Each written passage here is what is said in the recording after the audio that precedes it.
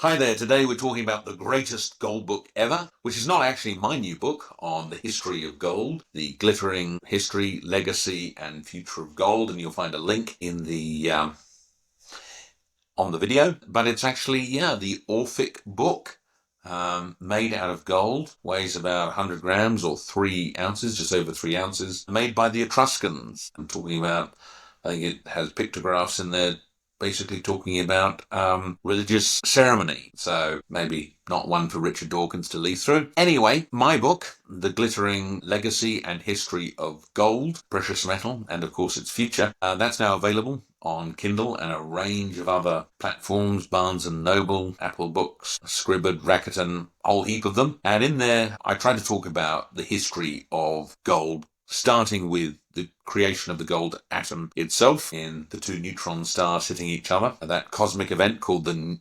kilonova, not supernova, kilonova, because it's so powerful, all the way through to how gold has affected humans and other metals as well, because gold has brought copper and silver in its wake with it as well. The three Olympic metals, you might call them: gold, silver, and the copper alloy bronze. And copper was so useful that they actually used it to make the pyramids. The pyramids, great pyramids, built out of stone, obviously made out of stone, but made with copper tooling. That's what made the pyramids. So there's a lot of history. It's a short book, under 100 pages, but I'm really trying to plug the holes in people's knowledge of gold with this book by talking about its effect on humans and other metals like copper and silver. Certainly it's been my experience for over 30 years. This is an aspect I've been researching and working in the gold industry for more than 30 years. After talking about the effect on the ancients all the way through to King Solomon's mines, King Solomon the Great, the wise of the first temple Jewish state, and how he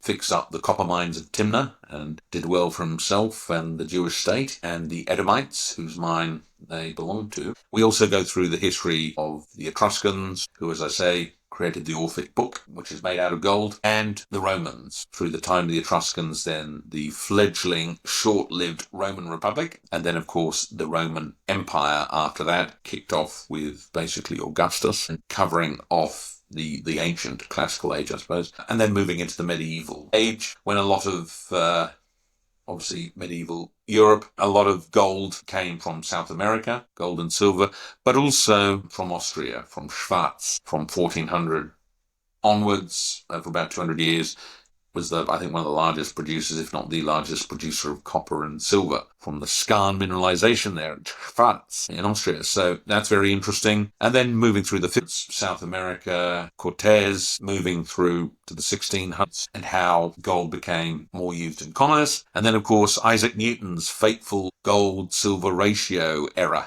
in 1717, which accidentally created the gold standard. Very, very interesting. And the mining, and then throughout the 1700s, 1800s, and the use of the gold standard, which of course was closed off by Richard Nixon. And then basically I tried to talk about a number of interesting ventures, anything from the Staffordshire hoard of gold and what that might be linked to in